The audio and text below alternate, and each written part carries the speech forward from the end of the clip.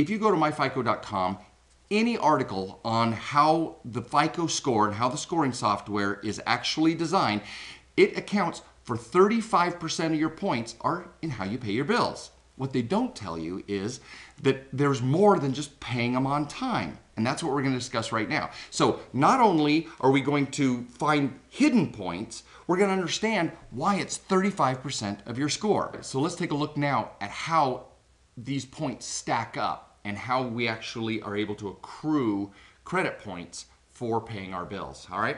Number one, you get a certain number of points for paying on time. That seems intuitive and not too difficult to understand.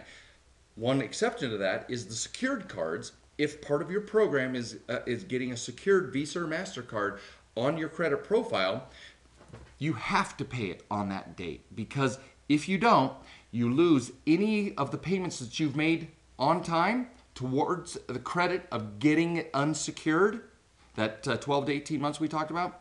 If you miss, you start back at zero. So it's essential that you pay it at least on time or before.